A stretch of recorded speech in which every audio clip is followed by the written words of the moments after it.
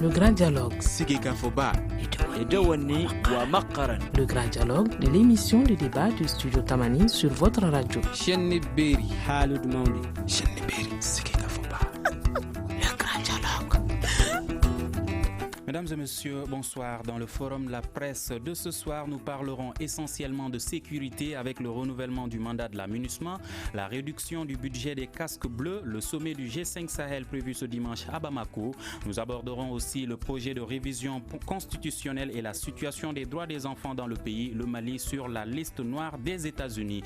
Nos invités, tous journalistes, Serge Daniel, journaliste écrivain, Ami Baba Sissé du Figaro du Mali, Baba Hamma, correspondant de Jeune Afrique au Mali, qui va nous rejoindre d'un moment à l'autre, et Boubacar Sissé, correspondant de Studio Tamani à Sikasso au téléphone. Je suis Mouhamadou Touré, chers invités, bonsoir et bienvenue. Le grand dialogue. Le Conseil de sécurité de l'ONU a renouvelé à l'unanimité ce jeudi le mandat de la MINUSMA pour 1 an. Le secrétaire général devra élaborer un plan stratégique à l'échelle de la mission dans un délai de 180 jours. Le Conseil exhorte le gouvernement malien et les groupes armés à maintenir un dialogue pour accélérer la mise en œuvre de l'accord pour la paix.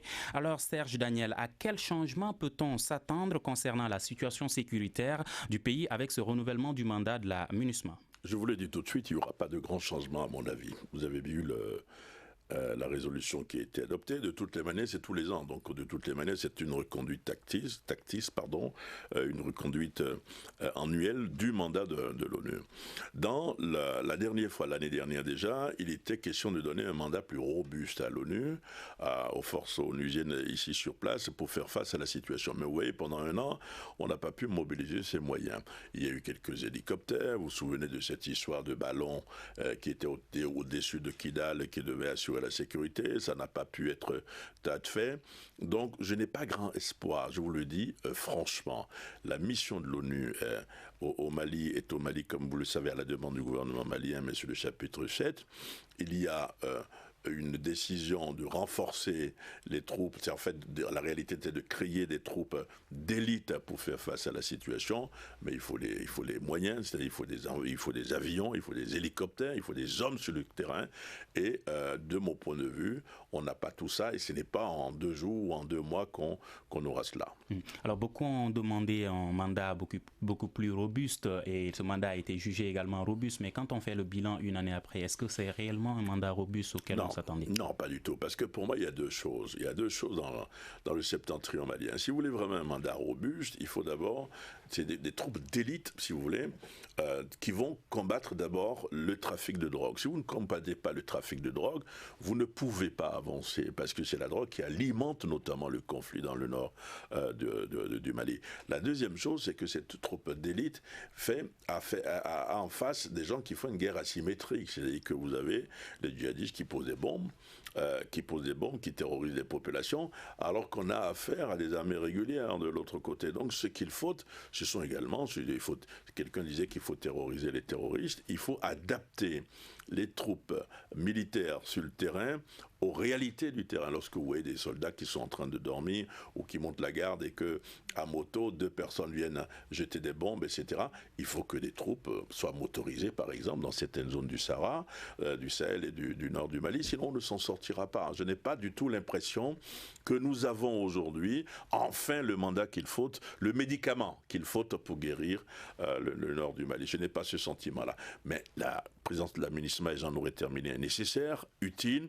Il faut, à mon avis, j'en aurais vraiment terminé, il faut pouvoir coordonner les actions entre les forces Barkhane, de l'opération Barkhane, les casques bleus de l'ONU, et on en reparlera tout à l'heure, les forces du G5 qui vont s'installer, j'espère, très bientôt. Tout à fait. Alors, M. Ami Baba Sissé, vous êtes directeur de publication du Figaro du Mali. Est-ce que vous partagez l'avis de Serge Daniel quand il pense que le mandat renouvelé une fois de plus pour 1 année, il n'y aura pas de grands changements?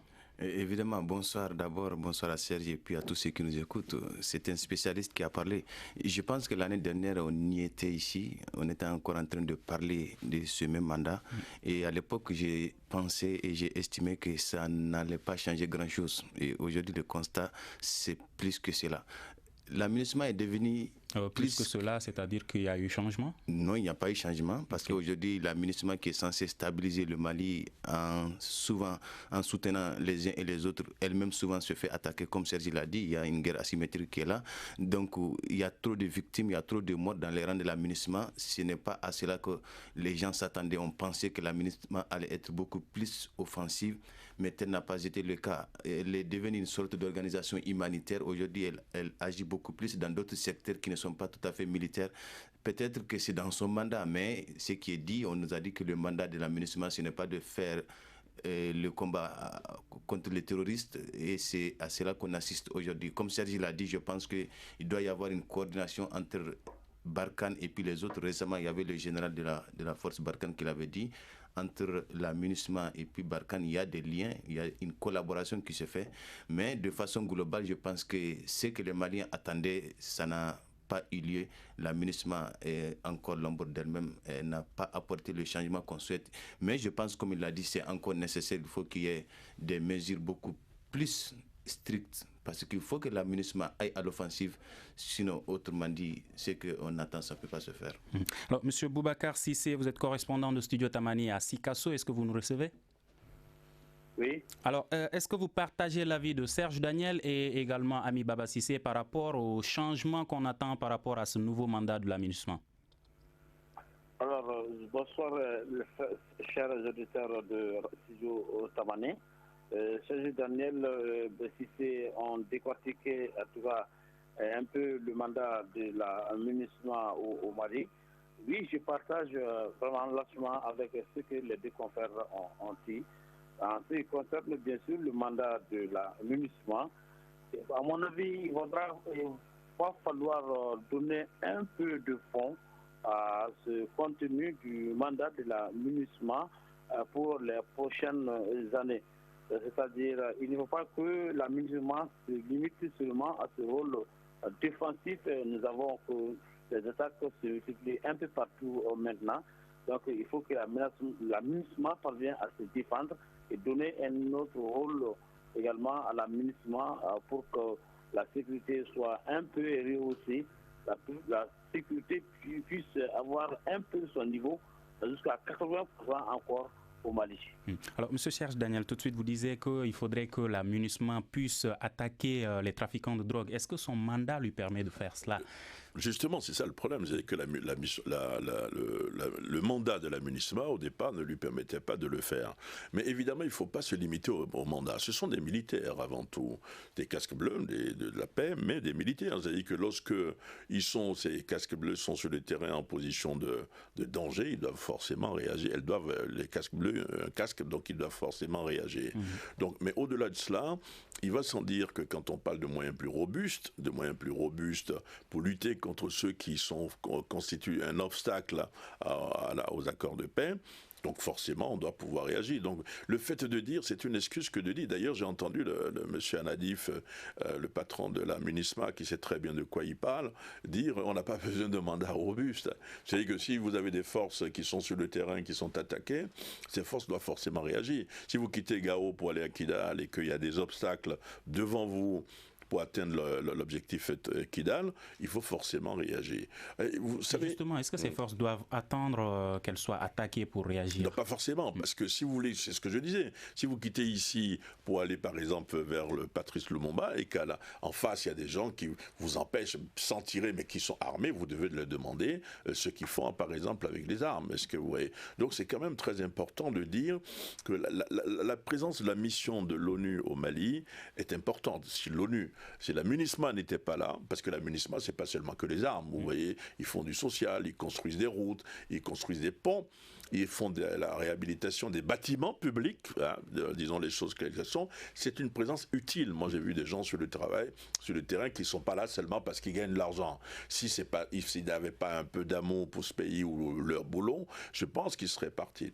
Mais il faut revoir tout ça. Moi, j'aime bien une expression, c'est il faut rebrasser les cartes. si vous voulez, parce que quand même, il faut tirer, chaque année, on tire les leçons de ce qui se passe sur le terrain, mais on n'avance pas. Là, il faut avancer. Je trouve qu'il faut avancer. Mais si ce n'est pas dans leur mandat, s'ils réagissent, est-ce que ce n'est pas une violation des textes? Ce n'est pas une violation des textes, puisqu'ils en face, quelqu'un, c'est Pasqua, un ministre français qui disait il faut terroriser les terroristes. Si vous avez en face des terroristes qui vous empêchent de vivre, il faut arrêter.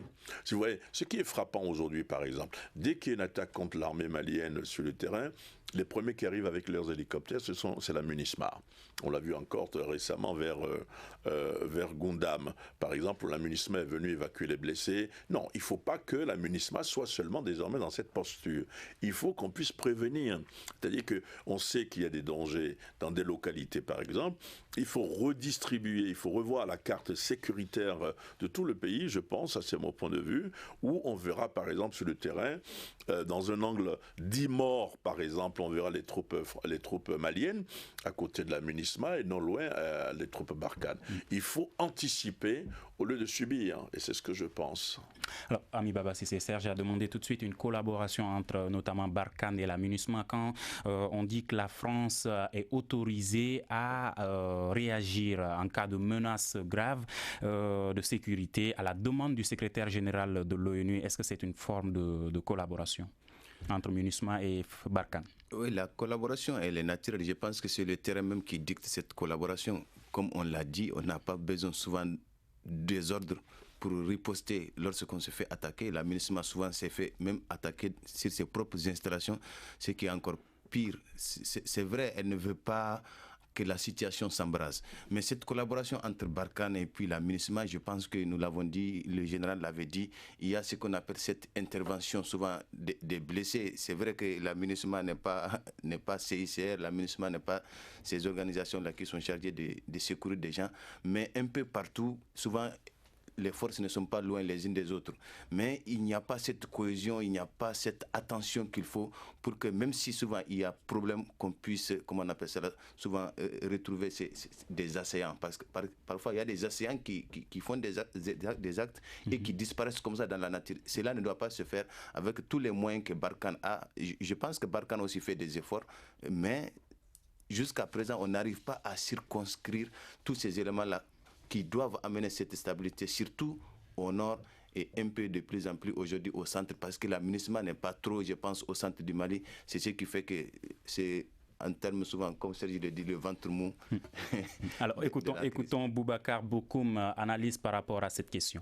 Et la MINUSMA aujourd'hui joue un rôle prépondérant dans la stabilité du Mali. Donc je pense que le renforcement est vraiment nécessaire, pour voire même indispensable. C'est vrai que le mandat de la MINUSMA a besoin de plus de tact et être plus offensif. C'est ce qui manque en réalité. Maintenant, il s'agit de leur donner un mandat précis pour leur demander d'aller débusquer les terroristes là où ils sont, les moyens adéquats à l'appui. Et cela ne se fera pas dans l'armée malienne, parce qu'en réalité, le terrain appartient à l'armée malienne. Je pense que quelle que soit la coupe budgétaire que les Nations Unies vont faire aujourd'hui à travers la contribution des États-Unis, cela ne remet pas fondamentalement en cause le mécanisme qu'il y a au Mali. Nous, on a besoin plus de structuration, parce qu'il s'agit d'équiper convenablement les militaires. En réalité, il s'agit juste de changer de stratégie, rendre le mandat plus robuste et donner les moyens adéquats. Et ces moyens, ils existent en réalité. M. Boubacar Cissé, que pensez-vous de cette analyse de M. Boubacar Bokoum? Oui, ce que mon homonyme Boubacar Bokoum a dit est vrai. C'est-à-dire que, écoutez, dans cette affaire, les populations du Mali sont aujourd'hui pressées.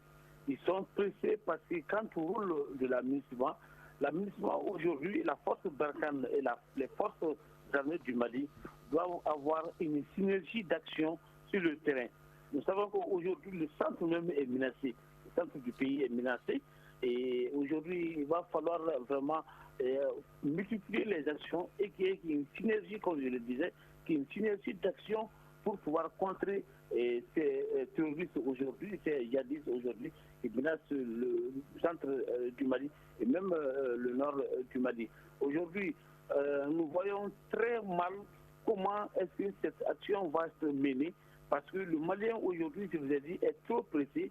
Ce n'est pas ce mandat de 1 an, 2 ans qu'on donne chaque fois à la MINUSMA, et la MINUSMA ne permet pas encore à faire du concret, en tout cas ce qui sent très beau aux yeux des Maliens aujourd'hui. Il va falloir revoir ce mandat de la MINUSMA. Peut-être à long terme, ça vaut mieux que de donner des mandats de 1 an, de 2 ans à la MINUSMA pour mener des actions, et surtout des actions qui s'étendent vers l'humanisme, c'est-à-dire l'humanitaire, c'est-à-dire appuyer les actions des associations, faire la santé, la société civile. Et bon, cela ne parvient pas à mettre le Malien sur vraiment sa fin par rapport à la sécurité du pays aujourd'hui. Serge, est-ce que vous pensez également que c'est un problème de durée de mandat? Non, je ne pense pas que ce soit un problème de durée de mandat. Vous savez qu'il y a des lois internationales. Le Mali est membre de l'ONU, mais il y a des lois internationales. Si vous prenez toutes les missions sont toujours renouvelées chaque année. C'est-à-dire que vous faites le point chaque année de l'évolution. Je pense que la MINUSMA est peut-être probablement au Mali pour un bon moment encore. Les plus optimistes disent 7 ans, 8 ans, moi je vais dire même 10 ans, je crois, parce qu'il faut stabiliser le pays. L'erreur qui a été commise, c'était vraiment, je pense, le jour où la MINUSMA est arrivée, c'est-à-dire que sous le chapitre 7, dire qu'on était venu faire une interposition entre deux forces qui se battaient, qu'il y avait une force au nord et une force au sud, c'était faux. Ça n'était pas ça, parce qu'entre les deux forces, vous avez les trafiquants de drogue, je le dis, et puis ensuite, vous avez quand même les djihadistes, vous avez les trafiquants de drogue, les djihadistes, vous avez les trafiquants d'armes, etc. Donc c'est pas une question de durée, parce que c'est de renouveler automatiquement, enfin quasiment automatiquement chaque année. Je serais étonné par exemple... Mais quand vous parlez de 10 ans, des fois ça fait peur aux Maliens, parce que certains pensent que le fait que le MINUSMA soit là dépend de la non-stabilité du pays. Alors est-ce que ça veut dire que le retour à la paix, la stabilité du pays également va durer 10 ans? Écoutez, là, en Côte d'Ivoire, la MINUSMA, il y a eu une mission de l'ONU qui est arrivée en 2003. Il y a eu des élections, je crois, 2 ou 3 ans après, mais ils sont partis il n'y a pas longtemps, donc il y a 10 ans. En plus, on n'était pas dans cette situation. Personne, même je pense que si vous demandez aux casques bleus, les casques bleus ne souhaitent pas rester. Il y a une idée répandue qui pense que... Donc ça veut dire qu'après le retour de la paix, ils resteront pour la consolider? Ah, bien sûr, il faut consolider la paix, donc il faut consolider les institutions. Je vous ai dit tout à l'heure, la MINUSMA, au centre, même au sud, construit des polices, des commissariats, l'administration, etc. Il y a des investissements. C'est-à-dire qu'ils se défendent mal. L'idée qu'on a de la MINUSMA dans un pays comme le Mali, c'est de les voir avec tous ces appareils de guerre et de dire mais pourquoi ils ne combattent pas. Mais le problème c'est d'expliquer pourquoi ils sont venus. C'est-à-dire qu'au départ ils étaient venus pour une mission d'interposition, qui était l'objectif n'était pas un bon objectif. Ils s'est trompés sur la nature de la crise au Mali. Je pense que c'est ça que nous vivons encore aujourd'hui. On va parler des problèmes par exemple institutionnels si vous voulez, la part de responsabilité du gouvernement, la part des alliés, etc. Mais on s'est trompé sur les acteurs de la crise au Mali. Lorsque la MINUSMA venait, on pensait qu'elle venait pour faire une interposition entre deux forces et stabiliser le pays. Alors que du tout, moi je faisais partie de ceux qui disaient qu'après l'intervention Serval au départ, absolument rien n'était réglé. Certes, ça a permis de stopper l'avancée des djihadistes vers le sud, mais ils se sont quand même, ils ont disparu dans la nature. Est-ce que vous voyez? Donc voilà. Avant de donner la parole aux autres invités, chaque année les gens disent que le bilan est négatif. Chaque année les gens disent que le bilan de la MINUSMA est négatif. Alors qu'est-ce que cela veut dire? Est-ce que ça veut dire qu'ils ne jouent pas réellement leur mission? Si vous voulez, c'est quand on dit que le bilan de la MINUSMA est négatif, c'est par rapport, c'est-à-dire que pour le citoyen lambda, on doit, par exemple, Kidal doit revenir dans le giron du Mali, on doit pouvoir circuler librement, on doit pouvoir arrêter le terrorisme doit pouvoir disparaître. Mais ça, c'est un vœu. Mais moi, je n'ai pas du tout l'impression que le bilan est négatif. Est-ce que vous voyez? Parce que depuis 2 ans, j'ai quand même l'impression que la MINUSMA, on va voir la réalité en face, si vous voulez. Moi, je suis allé, par exemple, comme vous, je suppose, à la dernière attaque d'un campement à proximité de Kangaba. Tout de suite, la MINUSMA était là. Donc, le problème, il ne faut pas réduire le rôle de la MINUSMA à remettre Kidal dans le giron de la République. Je le dis souvent, aller à Kidal, c'est très facile. C'est-à-dire l'armée malienne peut demain aller à Kidal. Donc vous pouvez aller à Kidal demain, mais le problème c'est comment aller à Kidal, contrôler Kidal, empêcher qu'il y ait des troubles à Kidal, c'est ça qui est totalement difficile, parce que vous avez la contrebande. Tout ce qui vous avez à Kidal vient quasiment d'Algérie. La seule chose qui vient du sud, c'est le charbon.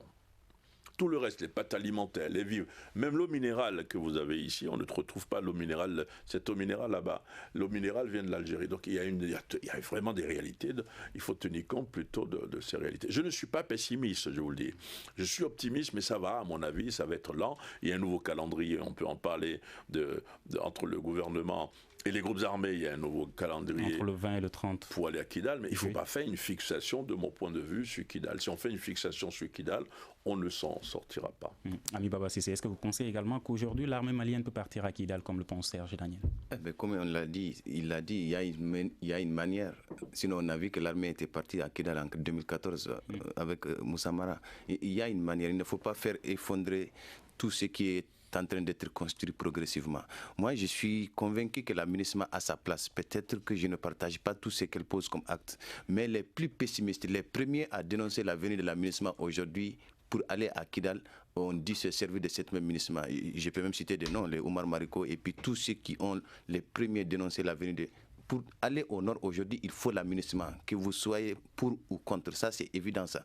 Maintenant, pour que ça puisse être stable, c'est là qu'on n'est pas arrivé. C'est pourquoi certains disent qu'il y a un échec. En fait, l'objectif, quand il n'est pas atteint, on peut penser qu'il y a un échec. Mais comme Serge l'a évoqué, il y a des faits qui sont là, il y a des avancées.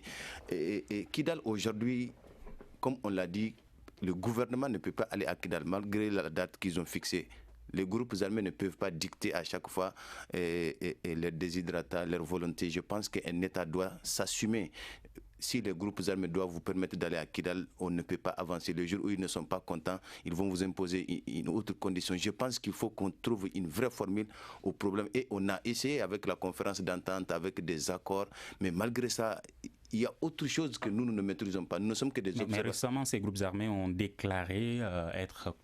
Ils l'ont fait plusieurs fois, bien sûr, mais cette fois-ci, ils ont vraiment dit qu'ils sont d'accord sur le nouveau chronogramme qui a été décidé entre les partis qui concerne le 20 juillet et le 30 juillet prochain pour le retour des autorités intérimaires et du mécanisme opérationnel de coordination. J'ai dit que moi, je fais partie des gens qui n'ont jamais donné d'importance à ce que disent les groupes armés parce que leur discours souvent change du jour au lendemain. Mais si ce qu'ils disent se réalise, tant mieux. L'essentiel pour nous, Maliens, c'est que la paix revienne et on veut que cette paix-là revienne. Alors, que soit... Toujours avec vous, Ami Baba Cissé. En même temps, sous la pression des États-Unis, l'ONU devra réduire le budget des casques bleus de 600 millions de dollars, soit 7,2% du budget global, une décision qui devrait être validée par l'Assemblée générale de l'ONU ce vendredi. Alors, quelles seront les conséquences sur le Mali à travers la MINUSMA de cette réduction du budget les casques bleus? Nous l'avons dit, la MINUSMA fait déjà beaucoup et je pense que les priorités, les difficultés se multiplient. On aura encore besoin de moyens. L'État qui est là, c'est, je dis, il faut faire la politique de ses moyens, ne pas dépasser les moyens de sa politique. Je pense que la MINUSMA aujourd'hui joue un grand rôle, à la fois militaire, à la fois social, à la fois financier. Mais si Donald Trump qui vient aujourd'hui veut changer la donne, je pense que c'est lui qui dirige le monde, en quelque sorte. Des conséquences, je ne suis pas un spécialiste pour te le dire, mais je pense que ça peut quand même, de façon plus ou moins négative, inverser une certaine tendance. Boubacar Cissé, est-ce que vous pensez également qu'il y aura des conséquences sur le Mali à travers la MINUSMA? Bien sûr. Est-ce que vous pouvez nous en parler par rapport à la réduction du budget des casques bleus? Bon, par rapport à la réduction du budget des casques bleus, ça peut avoir des conséquences sur le rôle de la MINUSMA au Mali, puisque la MINUSMA, on le sait, la MINUSMA a quand même travaillé pendant tout ce temps, depuis son installation jusqu'à aujourd'hui, avec des moyens vraiment, qu'on peut dire des moyens colossaux. Mais s'il faut réduire encore ces moyens financiers de la MINUSMA, est-ce qu'ils vont atteindre ce que la MINUSMA s'est fixé comme objectif ici au Mali? C'est pourquoi j'ai parlé de mandat à long terme dans mon intervention, dans ma première intervention. Il faut que le mandat de la MINUSMA soit à long terme avec un grand moyen. Mais s'il faut, avec ce moyen-là, il faut encore diminuer. Je crois que le mandat de la MINUSMA ne va pas être un mandat vraiment à souhait. Serge, que pensez-vous de cette réduction du budget des casques bleus? Alors, il ne faut pas penser qu'on réduit le budget des casques bleus à cause du Mali. Parce que le Mali n'est pas la seule mission de l'ONU dans le monde. Oui. Alors, quand ça arrive comme ça c'est donc l'administration de Trump qui a décidé, il y a des priorités. La mission au Mali est la mission la plus coûteuse en vie humaine, la plus dangereuse, la mission de l'ONU la plus dangereuse. Je pense que malgré cette réduction de budget, la priorité sera accordée à des pays à des missions comme la MINUSMA. Donc renforcement du dispositif, mais évidemment, ça aura un impact sur les autres missions en RDC ou ailleurs ou dans le monde, parce que s'ils n'ont pas assez d'argent, ça fait moins de missions, moins de casques bleus, moins d'interventions, etc. Je crois qu'ils vont faire le point très rapidement, mais que le Mali va rester la priorité quand même de la mission de l'ONU, si vous voulez, dans le monde parmi les opérations de maintien de paix. En revanche, si le processus s'enlise davantage, je crois qu'il peut avoir facilement un ras-le-bol de la communauté internationale qui peut dire mais finalement donc nous n'avons pas le bon bout, arrêtons de faire les dégâts, nous avons des casques bleus qui tombent comme des mouches, pardonnez de l'expression, et que nous ne pouvons pas l'accepter.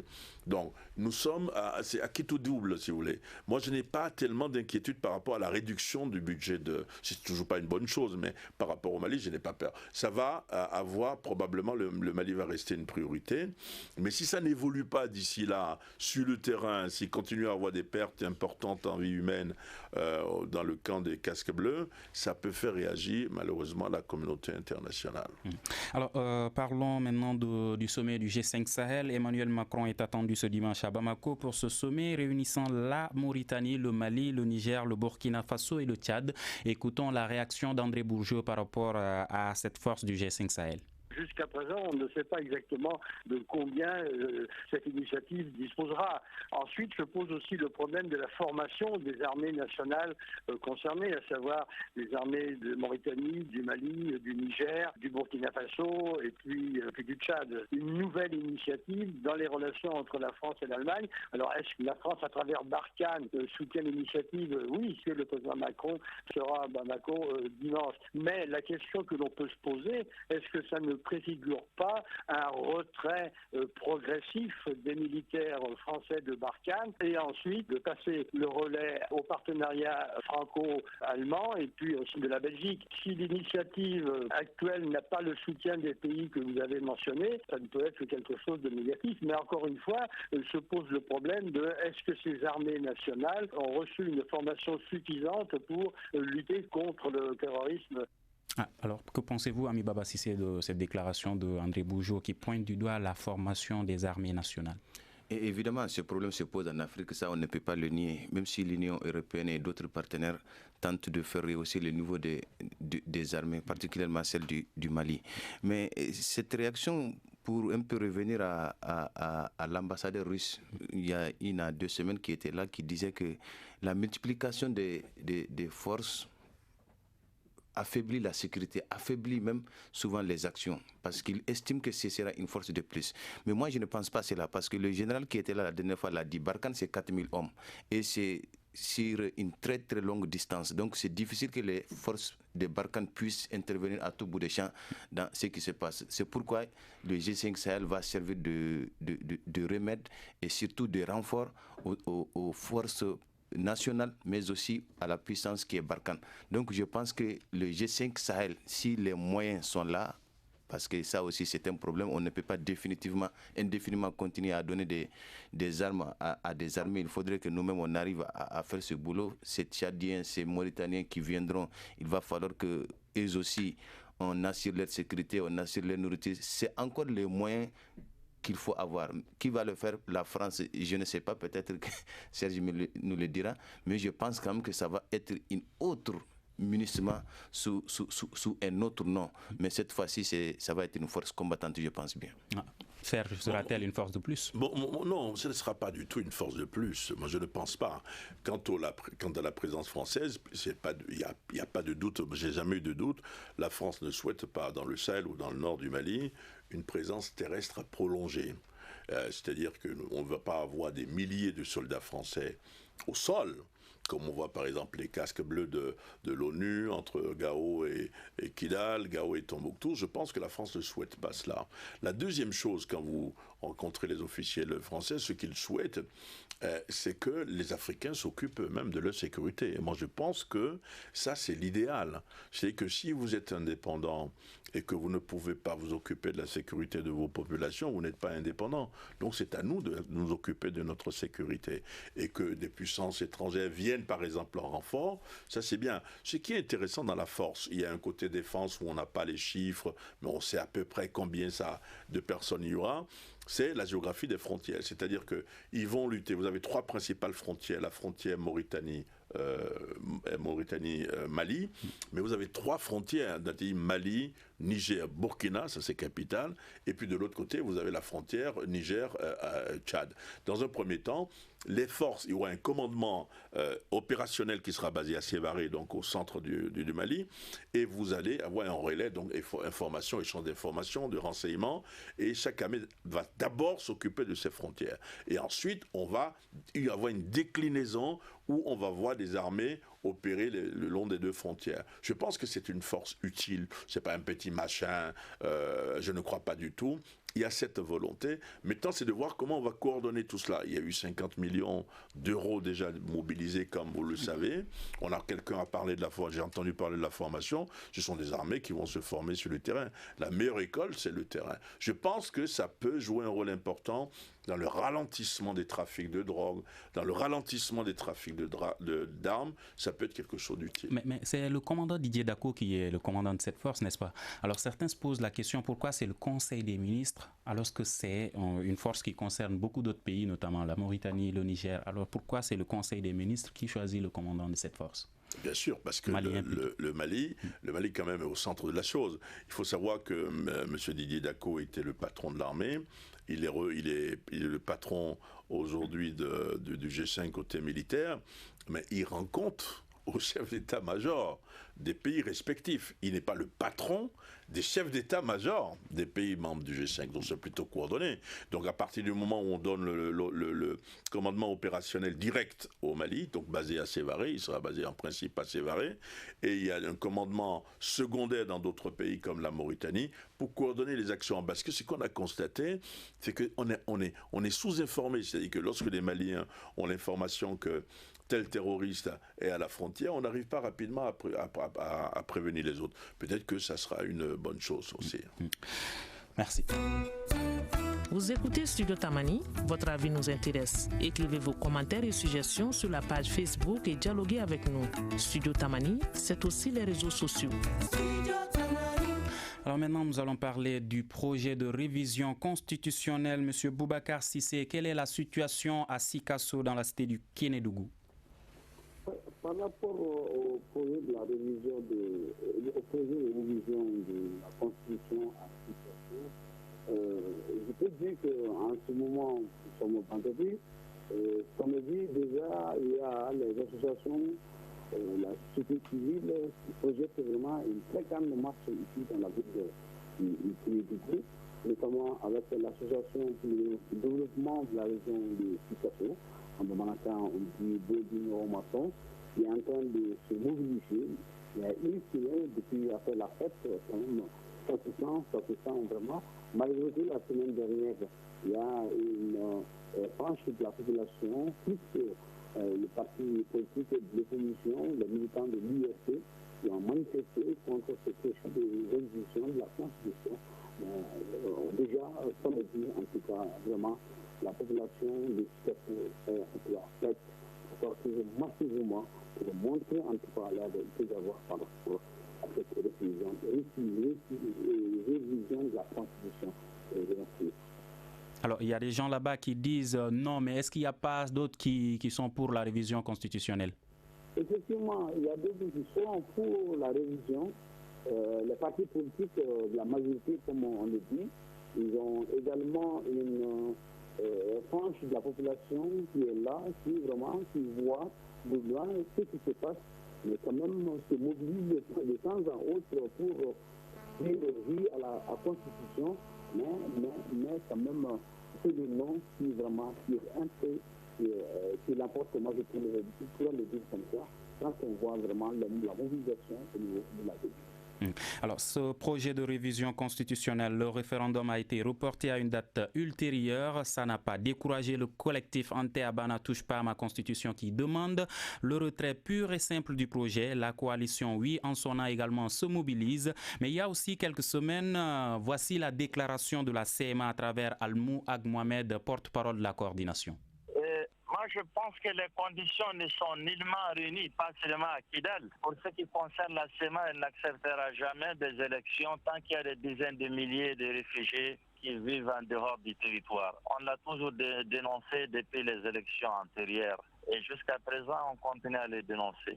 Je crois que c'est des personnes qui ont le droit de s'exprimer pour tout ce qui concerne la vie de ce pays. Et ensuite, ce projet de constitution, est-ce qu'il a même pris en compte les préoccupations des uns et des autres? À mon avis, rien n'a changé, à l'exception du Sénat, bien sûr, où des pouvoirs du président de la République ont été renforcés. Je ne vois pas ce qui a changé. C'est plutôt Ilad. Alors, quelques jours après, il y a 2 jours, voici la déclaration de Djeri Maïga, également membre de la coordination des mouvements armés. Nous avons signé un accord avec le gouvernement. Donc si on a quelqu'un qu'il faut accompagner, c'est ce gouvernement.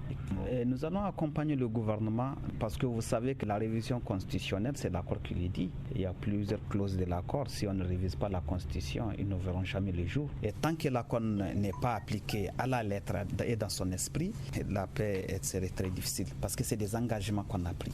Tout ce qu'il faut faire pour aller vers cette paix, il faut le faire. Donc, dans ce cadre-là, en tant que président de la commission politique de la CEMA, on est obligé d'accompagner le gouvernement. On est obligé de le faire soumettre nos revendications, des revendications que nous estimons être vraiment valables pour la bonne application, pour la quiétude, pour notre pays, mais aussi l'accompagner pour le vote. Mais l'accompagner, dire que oui, nous sommes pour, parce que si ce n'est pas fait, il n'y aura jamais l'application de l'accord.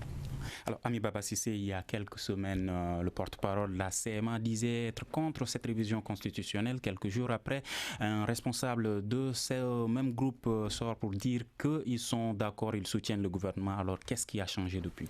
Écoute, les 2 versions que vous avez diffusées sont contradictoires. Mais moi, je ne me fie pas trop à cela. Je pense que s'ils pensent qu'en accompagnant le gouvernement, ils peuvent aboutir à une révision constitutionnelle facilement, ils sont en train de se tromper. Je pense qu'aujourd'hui, c'est le peuple malien, pour l'instant quand même, à travers notre observation, de façon majoritaire qui est opposé à ce référendum, les magistrats, les avocats, les syndicats. Mais entre les responsables, la CMA même, ils étaient d'accord il y a quelques jours. Après, ils n'étaient pas d'accord il y a quelques jours et maintenant ils sont d'accord. Alors, qu'est-ce qui a changé? C'est ce que j'ai dit. Pour moi, je l'ai dit il n'y a pas longtemps, que ce que ces groupes armés disent, moi, ça ne m'enchante pas trop parce que je pense que leur langage n'a pas de valeur, sérieusement. Donc, pour tout simplement te dire que je pense que pour ne pas encore embraser la situation, parce que les groupes armés ont signé un accord. Et cet accord qu'on a déjà mis au-delà de la Constitution, qu'on veut, comment on appelle, faire fondre dans cette Constitution, ce n'est pas de cette manière que ça doit se faire. Tout le monde sait aujourd'hui que le problème sécuritaire se pose. On était en train d'en parler tout de suite. Si vous pensez qu'il faut tenir un référendum, je pense que vous ne pouvez pas le faire sans ce peuple-là qui est en train de Vous parlez du gouvernement? Je parle du gouvernement, je parle de ces groupes armés. Il y a même une tendance qui dit oui. Moi, particulièrement, je pense qu'il faut pour l'instant surseoir à ce référendum, échanger à ce que les Maliens se concertent parce que ça risque d'amener un problème plus grave que ce qu'on a connu. Parce que là, c'est le peuple. Et quand le peuple bourdonne, je pense qu'il faut ouvrir au moins un peu une oreille. Alors, M. Cheikh Daniel, que pensez-vous? Qu'est-ce qui a changé entre-temps, vu qu'avant la CMA était contre et maintenant elle est pour? Je crois qu'ils ont évolué, peut-être, probablement. Le problème n'est pas la révision, à mon avis. Tout le monde est d'accord avec la révision. C'est-à-dire que déjà, depuis Alpha Conaré, nous sommes en 2002, il devait y avoir une révision, ça n'a pas fonctionné. Au temps d'ATT, ça n'a pas fonctionné. Et on a une autre tentative. On espère qu'elle va recueillir il y aura un consensus autour de ça. Le problème, c'est le moment choisi. La bagarre que vous voyez aujourd'hui, j'ai bagarre entre guillemets, c'est le moment choisi. Certains, vous avez un camp qui estime que non, qu'on ne peut pas battre campagne. qu'il faut libérer les villes, le centre une partie du centre est occupée, que des Maliens ne peuvent pas voter au centre, au nord, et donc il faut repousser le référendum.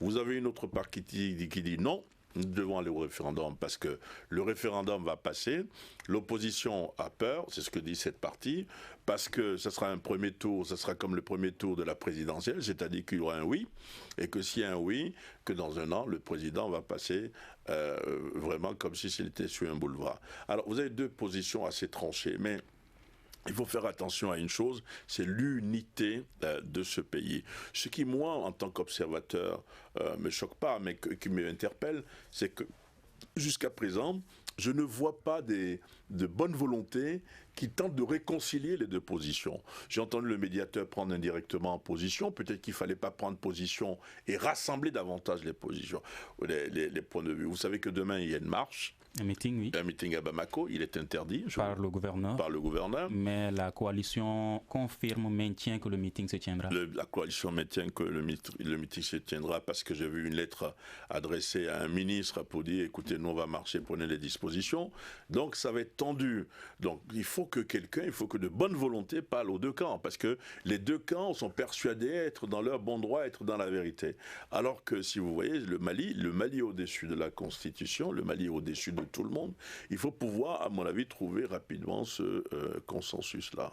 Je reprends la réponse du gouverneur qui dit ici, en raison d'état d'urgence en vigueur et de l'arrivée de la même date de plusieurs chefs d'État nécessitant un grand déploiement des forces de l'ordre, il serait difficile d'encadrer à hauteur de souhait votre meeting, parlant du meeting de Hanté à Bana touche pas à ma constitution, et qui demande que ce soit reporté à partir du lundi. Est-ce que effectivement ce meeting devrait se tenir ou être reporté vu moi je suis pas un journaliste, je suis un observateur, je n'ai pas à prendre position pour ou pas, mais je constate que vous avez deux tendances, deux positions qui sont diamétralement opposées et que c'est tendu. Moi je circule beaucoup à Bamako, j'écoute les uns et les autres. Je trouve aujourd'hui nécessaire de trouver pas des médiateurs ou tout ce que vous voulez pour parler de manière d'abord séparée aux deux camps et ensuite pour que les deux camps se parlent, parce que jusque-là, les deux camps ne se sont pas parlé. Je sais que le président de la République a pris l'initiative, vous l'avez constaté à un moment, il a reçu les différents présidents des institutions, les partis politiques, les religieux sur la question. Je n'ai pas vu la suite. Est-ce qu'il y a une suite? Est-ce qu'il va se prononcer là-dessus pour dire voilà la position que je vais prendre? Je pense qu'il faut savoir raison garder. C'est une expression que le président de la République aime bien. Il faut qu'on peut lui retourner la même expression. Et que surtout, il faut trouver vraiment un point il faut trouver de bonnes âmes, de bonne volonté pour faire vraiment baisser la tension. Vous avez vu qu'il y avait deux marches en fait demain, une marche pour le oui, une marche pour le non, alors qu'en principe, le référendum, ça doit être une consécration, donc une fête électorale. Alors, les groupes armés sont maintenant d'accord, la plateforme l'a déclaré, la CMA également. Il y a un nouveau chronogramme pour le MOC et les autorités intérimaires, ce qui signifie en quelque sorte retour de l'administration au nord. Est-ce que, M. Boubacar Cissé, cela signifie que le gouvernement veut répondre au fait qu'il n'y a pas une violation de l'article 118 de la Constitution? Bon, nous, comme l'a dit, nous sommes des journalistes qui ont fait constater, on a fait observer et raconter ce qui s'est passé sur le terrain. Bon, s'il y a une violation, oui ou non, de toutes les façons, je sais que tout est sur la révision de la Constitution, en tout cas pour le moment, sur le terrain, vraiment, on peut dire que c'est difficile. On ne sait pas ce qui va arriver au Mali dans les jours à venir par rapport à ces positions antagonistes de part et d'autre. Également, la manifestation est en train de gagner à l'intérieur du pays, c'est-à-dire les grandes villes comme Kikate, comme Mopti, comme Sikala, qui sont en train de chercher manifester. Mais ce sera le résultat en fait au final, c'est pas un problème en ce qui concerne vraiment cette révision de la Constitution, parce qu'au niveau de nos de pays également, on a en train de comprendre que la révision, la transmission est mal organisée. Merci, M. Sissi. Le Grand Dialogue. Le Grand Dialogue, l'émission de débat du studio Tamani sur votre radio.